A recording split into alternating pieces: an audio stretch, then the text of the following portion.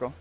Arashi came for the future. Arashi, let's jump into the present.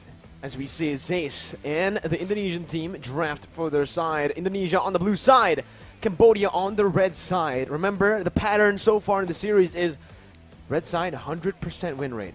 And I think Cambodia, being from the future here, they're going to have a lot of bans towards, planning to get that joy in their hands for sure. They have banned that Fanny away. And for Indonesia, I think for Cambodia, actually, they might actually have a lot more priority for that Kadita as well. That was definitely a big tool for Indonesia to gain steam in that early game. Indonesia will ban away that Digi for now. That is something that we've seen again and again. So far, nothing too crazy. Just the Digi, again, is a standard draft so far, but Indonesia, they're basically taking their Game 1 draft and they're swapping it a bit, right? They're already going for the Digi ban and the Wan ban. The Digi was banned out by Indonesia in Game 1. What's different is that Wan, they're finally respecting it here, not giving it over to Cambodia for free. And Cambodia goes for the Fanny. Still, very similar to Game 1. And the Akai. Still the same, right? In Game 1, they banned Fanny, Valentina, Akai. So if they go for the Valentina as the last ban, we will have the exact same bans for Cambodia as game numero uno. Despite being from the future here, I am really very unsure. Will Indonesia pick up that joy? Right? It did not work out in game number 1, Kaja, but will maybe? they be willing to let it go, thinking that, okay, we've seen how Cambodia does it, we can do that too, it's not that difficult? Or is it? I think it's about the setup already for Indonesia, right? The reason the Joy did not work out in game number 1 was, again, because Cambodia were able to find 2 counters to it, the Kaja and the Wan. Indonesia have banned out the Wan this time around and the Kaja, so they're basically saying, Cambodia, now we're forcing you to ban the Joy. If you don't ban the Joy, we can pick the Joy, and you can no longer choose to go for those counters, the Kaja and the Wan. That's exactly what Cambodia do. They read out the situation, but now it does give over to Valentina, or the choice for Indonesia to go for that first pick. Leomord still up for grabs with, again, Martis as well. the Martis, so many heroes, the Valentina. Or the Yve even, or the Beatrix. There's a lot of options available here. But that was a solid prediction, Mirko. Are you from the future as well? Maybe. Perhaps. Ladies and gentlemen, you never know. But what you do know is that Indonesia will have a lot of tell. They're going to be showing a bit of their strategy with this first pick. Is it going to be aggressive? Is it going to be flexed, actually? If they can make it a bit more elusive, I think Cambodia will be a bit, a bit stressed out figuring out what to do here. It will be the Yve, so that is something that they really, really want. I think they have picked it up for all 3 games. They have, right? Man, the Yve on the hands of Hijime has been solid, always, right? We saw it almost, again, like you said, every game. Last game, we saw it as well. Hijime just really likes this hero, but Cambodia already instantly picking up that Yuzong, taking it away from Psychot, and picking up the Valentina so that they can actually match that real-world manipulation with their own real-world manipulation with that IMU. Indonesia now back to the drawing board for the drafts. Melissa is a solid choice now up against the Yuzong, right? If you're up against the Yuzong, you can always just use that go away to stop that Furious Dive. Well, what other hero comes into mind here up against this comp? I'm not quite sure, honestly. I mean, if you talk about having impact, the Kadita is still available, and it's a hero that is somewhat signature to Dreams. I mean, he's only been able to use it a few select times because they've been banning or picking it away from him, as far as we've seen. So I'm not sure if he wants to pick it up that early in the game, though, but Leomord and a Masha, perhaps, it is locked in as well. That is a lot of slow, compared with 2 very scary fighters just bolting at you. Indonesia, they're trying to go aggressive here, but of course Cambodia has a chance to counter it. This is why it's so difficult. Both teams, they know how to play around each other, but I think Cambodia needs to be very, very concerned about that dive potential onto OP. That is one of the main strategies that allowed Indonesia to get that solid second game. So maybe crowd control, maybe security, safety, peel, whatever you want to call it. They need something to help OP out. Last pick for Cambodia in the first phase.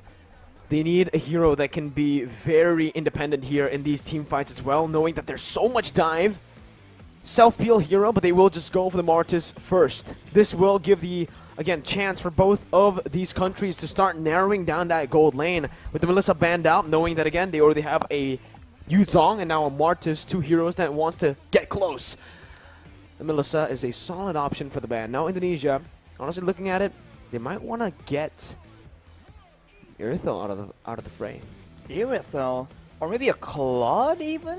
It depends. I mean, if they want to just dive in like that, you look at the composition so far, it's two fighters that are diving towards you, and one mage that potentially, right, with the IMU from Deja, can use that long-range artillery. So it's a very similar composition. Now, the final two bans might show. Is it going to be the same comp head-to-head, or is it going to be slight differences adjusting, allowing the early game to be different? Indonesia has banned away the Claude, so it's not Cambodia banning it away. So I guess, again, with two fighters, with the dive composition looking, I think Claude was a solid option for both these teams. Yeah, and the Claude also has a blink compared to just dash, right? So getting out of the real world manipulation is a bit easier with that Claude. The Leslie becomes the ban here, becomes the ban that Cambodia look for. Again, respecting brands, knowing that Leslie was just such a problem for the Philippines last time up against Indonesia when they did get that hero onto their hands. Melissa, Leslie, Claude, and the Wan. There's a lot of gold lane bans, and Indonesia can look to go for another gold lane ban, or they can actually stop there and go for, right now, Roamer, right? They can actually just ban out a Roamer. The Atlas is still up for grabs. Again, they already got rid of the Diggy. With this melee style of composition that they have, the Atlas is pretty dangerous to let go. Well, Indonesia has the first pick, and they have the Diggy banned out as well. Hang on. Cambodia actually has the first pick, right? So they can get the Atlas here. Or the Ruby. And for Indonesia, I wonder if they're going to look for a gold laner instead, right? Gold laners are being banned left and right, so I think who gets a solid gold laner, they can melt through the majority of these heroes, has a bit of an edge. The Beatrix, as I was about to say, is open. It is in a dangerous spot though, but Cambodia thinks it might just work. Irithel here becomes a choice for Indonesia. They can also still play something like a Brody, a Clint, or Bruno that so far we have not seen today, but we have seen before in this tournament. And also, we are still waiting on a hero for the Roamer position.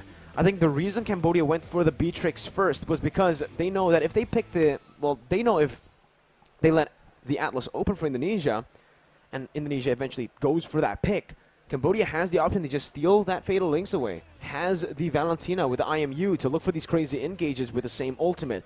Giving Indonesia more ultimates to play with will mean that they're giving themselves more ultimates to play with as well.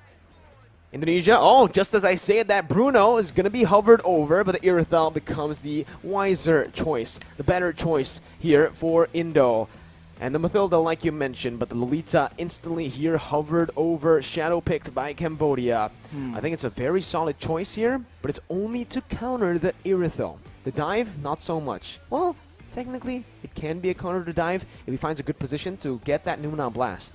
If they can get control using the Black Dragon form and Martis with the card control immunity, they can then use that control, that vision game, to set up for a huge, massive Numenon Blast. I think that's the idea Cambodia wants to go for, but against an equally aggressive composition from Indonesia, we'll have to see if that actually works out. I think the gold lane, yet again, will be one of the main highlights of this match. Beatrix up against that Irithel, and with a Mathilda against a Lolita as well.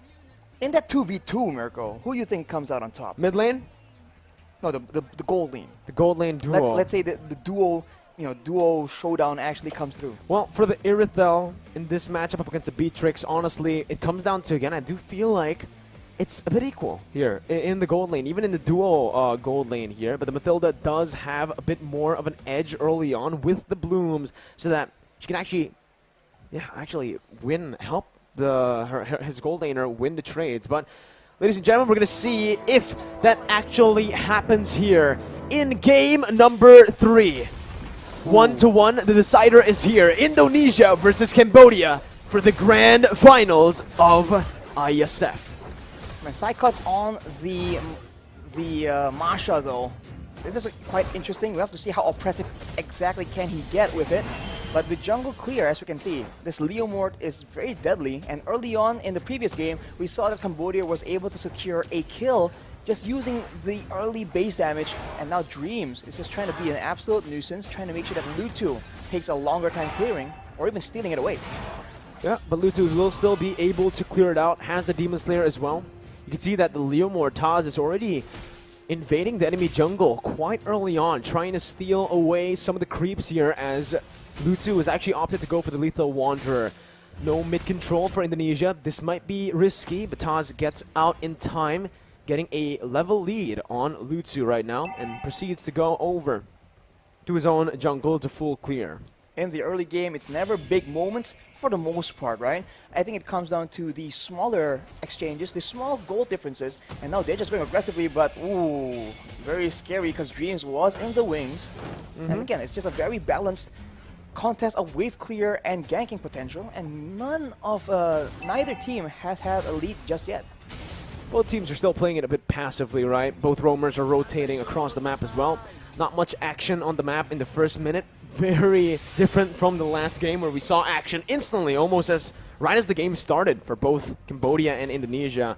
But knowing the stakes right now for Game 3, knowing that one of them are going to lower brackets later on to face either Philippines or Malaysia, they're going to have to play a little bit safer here. Turtle going to be started up. T looking for that opening right now as Lutu is there. That's going to be the Shadow Steed, Phantom Steed. He brings him back. Lutu losing out of the Retribution battle will still be able to survive. That's a Petrify onto Dreams with a Furious Dive as well to pick up first blood. The Turtle for the kill traded in. And this is where I have to ask you, Arashi, who takes that? Who got the better trade? I think for now, especially since in the mid lane there's a bit more aggression, Cambodia definitely has a bit of an edge. They get the shielding from the Turtle and they go aggressively yet again.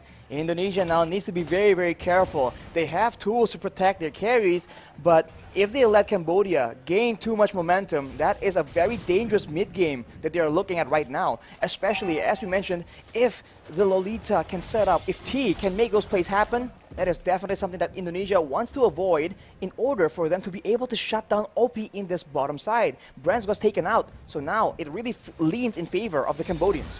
Well, Deja's going to be caught as well, though, in the real-world manipulation. Instantly taken down as well with the damage coming in from Taz on that Phantom Steed. It's 1-2 on the scoreboard. Again, that neutral objective did go to the hands of Indonesia as they're looking to use this Phantom Steed towards that top side. Taz has to be careful. Will be able to steal it for a bit, but just decides to back off. Again, both teams, knowing the stakes, will choose to play it a bit more passively here in the third game. Indonesia has not been having a lot of time to shut down OP. They're moving right now, but you can see that the pressure game is much different. Cambodia is actually matching Indonesia in the wave clear department, and that means that Indonesia cannot outmaneuver, at least not as much, the members of the Cambodian side, at least for now. With some items coming in, maybe the difference in skills will actually make that a possibility. So far, 4 minutes in, again, not much action on the map. It comes down to, the slow games come down to those little wins, Arashi, like you mentioned, to set up for that mid stage, because every little win is going to be building up constantly for both of these teams. And I think both of the teams have been doing a pretty stellar job. Cambodia with more wave control, though, in that gold lane. We'll have a bit more to say around this Turtle. That's a brilliant Numenon Blast, but the Phantom Steed is there to respawn. That's a Black Dragon form as well. Taz trying to steal it, but finally losing out in the Retribution battle, giving it over towards Cambodia. And Taz as well will lose his life. So Cambodia took a 2 for 0. The 2 for 0, and they didn't even bring side cuts into the equation. He is on the top side. Boom was the only one maneuvering down, and boom, he has made an impact. The Black Dragon form is just so annoying, so oppressive in those objective takes, and Indonesia, they lose out there, but can the advantage side cut is getting in the EXP lane later on make a difference? Is this the investment they are making in the early game to maybe play a split push gameplay instead? 4-man gank around that gold lane. Dreams. That's a circling eagle stolen away from Deja. Doing a good job at zoning the Indonesian members here away from that tier 1. Whoa. For OP to take a good siege and a good rotation from Cambodia to pick that up. You can see, like you mentioned, Indonesia are looking to trade up in that XP lane. But up against the Yuzong, it's really difficult to do. It's a very sustainable hero that has a Petrify. Now that he is 2 kills ahead as well with that Black Dragon form, it really feels like he's unkillable unless Indonesia throws more than... Well, unless they bring 4 people up to the XP lane. Even with 3, as you mentioned, Mirko, it's going to be a bit of a stretch. But of course, Indonesia, if they do go for that, they'll have some preparations in place. But now they're going for that mid lane play instead. T still soaking in all the damage there. Does a good job to help Deja to disengage. And Indonesia so far, every little rotation that they've been trying to do, every single catch they've been trying to look for, hasn't really worked out in favor for them. It's been Cambodia with the more efficient roams, more efficient rotations across the map. It seems like Indonesia wants to be as aggressive, but without the Kadita they had in game number 2, without 2 Petrifies, because Psychots is not on that Yuzong. They just are struggling to find the right pickoffs, and they need to rely on these neutral objective fights. But even there, it seems like Cambodia is 1 step ahead. They will take a free turtle yet again. Perhaps Indonesia is waiting for more items, more of a power spike. They are a team with experience, and they have shown to actually be prioritizing that EXP lane yet again. Psychots able to take out that turret, but will that be enough? Will that be worth it? We'll see here as Cambodia are trying their best to siege down that mid lane. Good rotations from Taz, moving over from his orange buff right to that mid lane to help out the other members on the team. But right now, like you mentioned, that's the wise choice by Indonesia, looking to trade instead of contesting for the neutral objectives, which is definitely going to be favoring Cambodia here in the mid stage of the game. For Indonesia, again, they need to wait for Brands and Hijumet to get those item power spikes, and unfortunately for Indonesia, it does take a bit longer for them to get those power spikes. And you can see, with Windtalker built up by the Irithel, working on that Berserker's Fury next. Meanwhile, for the Beatrix, just that BODs, technically enough. He can go for something like a Haas Claws now, or even a Wind of Nature, and he does a lot of damage already. I think later on, Alpi is going to go for more of a burst damage build instead of a DPS build. But as we talk about that, that's an engage by Taz. Phantom Steed by Taz right now as that's a Circling Eagle onto T. No one targeting the back line right now as OP is still able to kite back. OP taken very low. Brand's looking for the play, but it's going to be OP who hits him back. Lutu caught in the real world manipulation as Dreams falls to the hands of Deja. Cambodia here, still, it's a 1-for-1 trade, and it's both of the roamers, so it's still a stalemate for both of these teams in the trades even. But we talk about the power spikes, and before that, let's talk about that fight initially, because Taz goes for the engage, and you can see that the members of Cambodia spent a lot of time in that real-world manipulation, but they are not clumping up together. So Indonesia failed to get the quote-unquote combo and get massive value from that team fight. Oh, now we have a bit of a technical pause, though. So we have a bit of a moment to talk about what's going to happen, because for Indonesia, we've seen that they have a great grasp of their power spikes, and Hijume, he is rushing for that glowing wand. No enchanted talisman, he wants to be able to dish out the damage, to be a real deterrent, to ensure that the tankier members, the Yuzong from the side of Cambodia, will not be able to just shrug off that damage, because it will be percentage HP. Agreed. You know, if you take a look at Cambodia again, how they're able to play in these skirmishes, even though Indonesia were the ones to start it, right? The front line for Cambodia is just so visible, and so far it's been so impactful for them. As you can see, again, I'll re-mention again the compositions for Indonesia, where they are actually looking to dive, right? The Masha, the Leomord, with the Irithon, the Mathilda. It can kite back, but it's centered mostly on just diving and breaking that front line, that front to back that Cambodia have really built for themselves here with their composition. Now the thing is, with the Yuzong and obviously with the Lolita, it's just so hard to penetrate towards that back line. When Brands did that, when Brands was able to jump in with Dreams, he had to sacrifice Dreams for what? Just the Lolita, right? Soaks in so much damage, and in the end, even though OP was low, the help of Deja on that Valentina, it was enough of a threat to push Brands back away. Later on, though, I do feel like Irithel and Beatrix in the ultra late game, I think Irithel has a bit of an advantage, and with the range difference, right? Of course, Deja can match it with the IMU, but for the most part, Hijume will also be able to actually do a lot more poke damage and pressure Cambodia into unfavorable exchanges. The Masha as well later on will be much, much tankier, much more so compared to Boom, and maybe excel in the 1v1 as well. So I think the later the game goes, the more options Indonesia have to actually play around with, provided that they don't let Cambodia just pull away from them as far as goal difference is concerned. The goal difference is sitting at a 1,000. It's a 1,000 goal lead for Cambodia currently. It's not that big of a difference, but Exactly. I think it's the XP, right? That's right now dictating the match. OP is one level ahead of Brands, therefore dealing a bit more damage than him. And again, it comes down to those power spikes, which OP is able to reach a bit faster than Brands. Level 11. Level 11 also has that BOD. I think it was building towards something else there, either the Wind of Nature or the Haas Claws. But now it's, again, just both of the teams dancing around the neutral objectives. Meanwhile, though, Psychots really with a very aggressive movement to cut the wave under the base turret over there. This will definitely give the upper edge towards Indonesia when it comes down to that wave control and pressure. And you can see Cambodia with the movement already. Lutsu forced to go towards that bottom lane, and he is the jungler. This gives Indonesia so much base, and they are going to commit onto it, knowing that Lutsu is down below. Boom jumps in with Black Dragon form. That's the Boomerang Blast, not connecting anyone, but it's the Petrify by Boom, connecting onto 3. No more follow-up. Brand's going to be caught there, and that's going to be a lot of damage placed onto with the Circling Eagle as well. Deja stopping him in his tracks as Psychons jumps in with the help of Dreams to find OP. Both of the gold laners, both of the marksmen taken down. Hijime looking for that kite back with his items and with the utility he has. Good slowdown. And again, it's just a 1-for-1, an incredibly close game for both Cambodia and Indonesia. They trade gold leaders right now, but without that gold lane, we talked about Cambodia's reliance on having OP as the hero of the game right now. That means Indonesia has a lot more of an advantage. They are going for the Lord again, and they're going for a fight where the AoE can actually swing tides in their favor.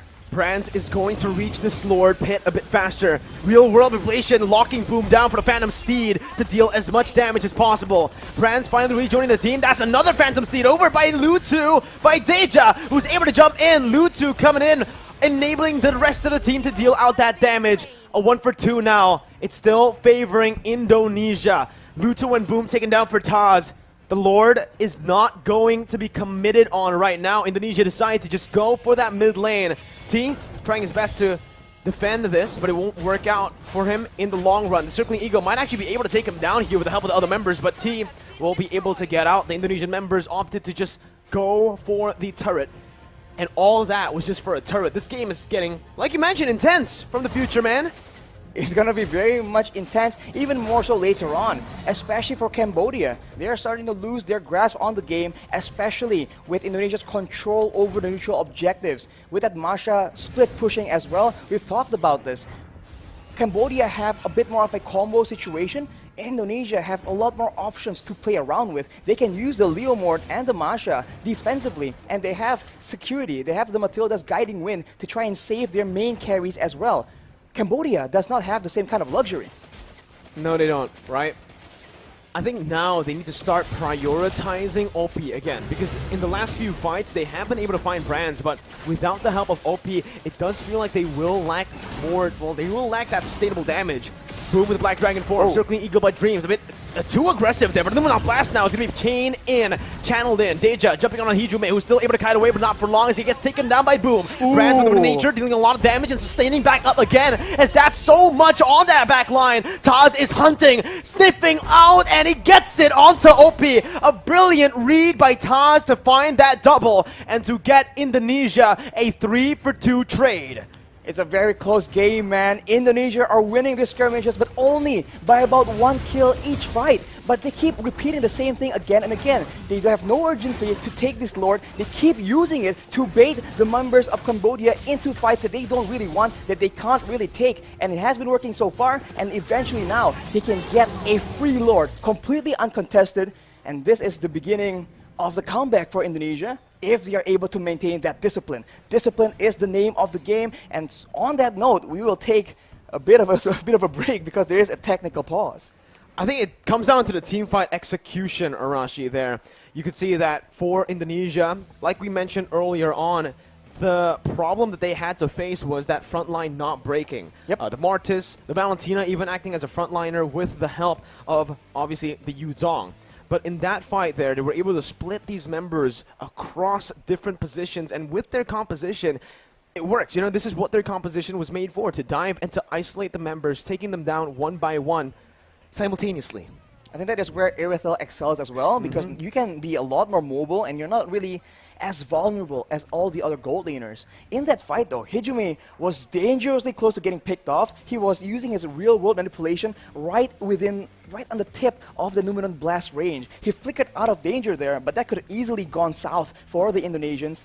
And this just shows again how close the games need to be. All these players, they're not making mistakes. They are forced into those tough choices because the game is that close. Despite the best efforts and the tools available for both teams, any kind of win per se is only by such a slight margin. We have still no idea where this game is going to go.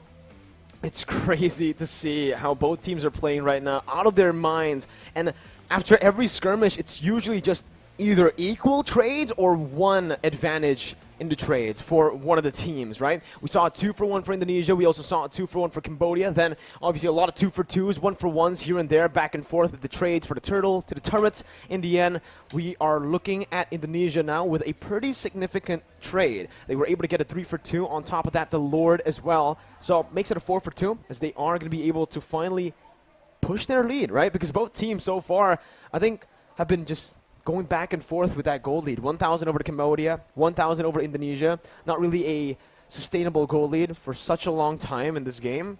I think of 13 minutes of gameplay, and it's been back and forth completely up until this moment. And now it comes down to how Cambodia fights from behind. Keep in mind though, now Psychots has been such a nuisance, cutting in the waves, being that uncatchable, that very elusive EXP laner in not the same way, in the way that Broom cannot replicate, right? So Indonesia is having so much more macro pressure, and Cambodia, remember, when both teams trade in their gold laners, OP is the main hero for the side of Cambodia. That is not the same case for Indonesia. Anyone has shown, well, not anyone, but a lot of the other members has shown that they can completely step it up. And we've mentioned it again and again. There have been plenty of games for Indonesia where they let Brands take that weak side and take the bulk of the pressure, and somehow, some way, he still stays relevant. So if this continues, I do think that it benefits the Indonesian team a lot more. I think it comes down to, again, Arashi, that wave control, right? The side lane control in the later stage of the game. Cambodia have been...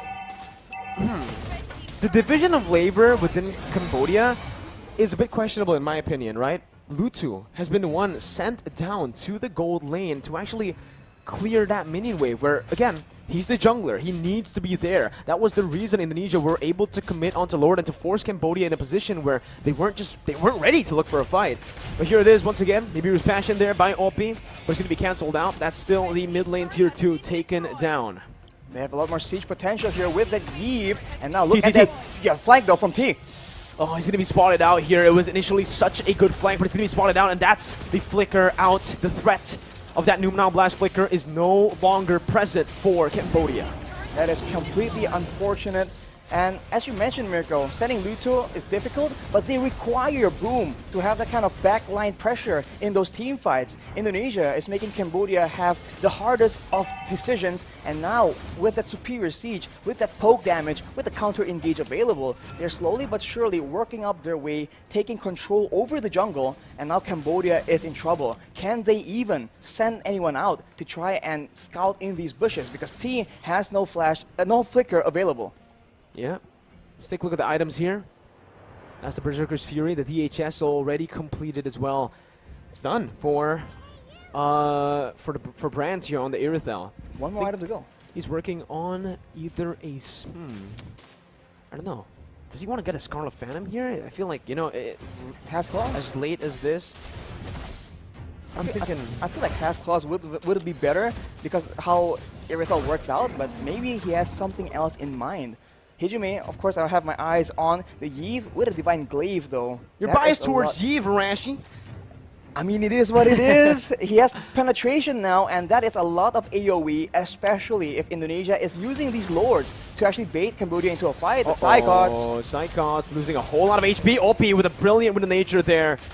baits out that thunderclap. Now it's the engage once again by Dream. Circling Eagle over to Alpi, but it's a very good knock-up over from Boom. A kill over to Brands as well. Indonesia caught in the midst, now having to back off. Hijime getting the shield down with real-world inflation, but Lutu comes in to follow it up. It's a blunder from Indonesia. 3 members falling, and this might be it for Cambodia. That was the moment they were looking for to turn the tides and to get the goal lead back in their hands. 20 seconds for Brands to be back onto the map. The wave is benefiting Cambodia, but their base isn't exactly safe as well. Right now, they go for the Lord, where they could have potentially went for an end push and catch and force these 2 remaining members into crazy fights. They go for the Lord, though, the more calculative approach, but they might lose a turret because of it. Definitely a big benefit for Cambodia, but maybe it could have been a bit more efficient. I think they made the right choice. I think if they went for more turrets, it wouldn't be worth it in the end. The turrets can go later on. Obviously, it's going to be there forever, but the Lord can be contested if the Indonesian members respawn. Cambodia decided to make the right choice over there. Again, playing it disciplined and not getting the pressure into their heads, right? Into their minds right now. A very good fight. And we actually asked this question right before the pause. How is Cambodia going to play from behind? That's how they play from behind. They still try their best to go for these coin flip fights, and they still know, even while they're behind, they understand where those little mistakes will happen from Indonesia. And like I mentioned, it is the Scarlet Phantom for Brands. We said either Immortality or Ha's Claws could be another good option for him, but he decides to go for more attack speed.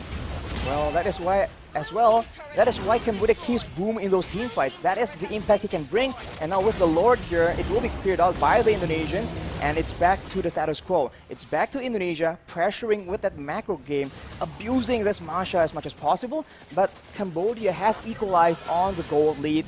This game is very, very intense, and I must say, I still think the late game favors Indonesia, but Cambodia is making it seem not so one-sided. It comes down to OP, right, in the later stage of the game, and Deja, honestly. Yes. Honestly, it feels like it's every single member, because Boom was the key member to getting that fight over to the side of Cambodia. Now, OP and the rest of the members now looking for that bottom tier 2. Psychos looking for the flanks right now, but he's all alone. Caught in the midst of it all right now. As that's the advantage. Rage popped in. Psychos still going onto OP, who's still able to kite away. Real world inflation onto Deja, but it flickers out. Boom as well here, getting out to safety with a Furious Dive. Both teams disengaging, and it's an amazing team fight. Micro play shining for both Cambodia and Indonesia. Keep in mind, though, look at the battle spells. Everything has been exhausted by the Cambodian side, so there's a small window here where Indonesia can make a winning play. This is 19 minutes in the game for the most part, especially the main carries. Everyone is on a full inventory slot. Hijime has a Winter Truncheon, so watch for that being used to maybe bait out some abilities, but for OP, he has the Wind of Nature, so Psychots as well as Taz will have a more difficult time bursting him down. Grants included in that equation as well. It will be in the hands of Hijime to see if he can actually burst OP through that Wind of Nature. 19 minutes in now. Next Lord is going to be the Evolved Lord, and you can see Cambodia already maneuvering around that place, knowing that they have more pressure on the map currently, even with the disadvantage in turrets. With the top side continuously just pushing in towards Cambodia, they've been able to actually micromanage it to a point where it's always at a good position, right? Again, they're leaving it in that top side, having one minion pushing in as well. Well, Luto has the Cursed Helmet right now, but Taz has built a Blade of Despair. Brands has switched over to a Has Claws, as we mentioned, so he won't be easily or as easily bursted down in these fights. That is how the Irrital usually operates, but Cambodians are pressuring for the Lord. They might just commit to it. Psychons is looking for that split push here. This is the moment right now as Boom jumps in with the Black Dragon form. Going to be taken very low as Dreams does the same thing. Psychons in the base already right now, looking for that split push, looking for the back door. Boom going to be taken down. That's the Immortality popped in. Psychons still looking for the play as T is going to be losing his Immortality as well. Boom taken very low. Toss looking for Phantom Steed, gets the kill. T as well, falling 2-4-0. Psychons manages to distract the other members as well, and Cambodia with the Lord won't be able to do much. It's a 2-0 for Indonesia, and with all the waves in that top lane, the bottom lane, and even in the mid lane pushing into Cambodia, it feels like Cambodia are the ones now at a disadvantageous position. You have to ask the question again, is it worth going for the Lord, trading it for the lives of your members? The longer the game goes, the longer these death timers will be for both these teams, and that must be something you need to calculate. If you take the Lord and lose 2, you might just be at a disadvantage. Indonesia is making Cambodia pay for that Lord take. They're going for the play. The damage onto Opie with real world manipulation, forcing the flicker out. Lutu trying to cancel it out, but will lose his life in the process right now as everybody goes for the base, and it might just be it. Indonesia manages to come back, reverse sweeping Cambodia, and go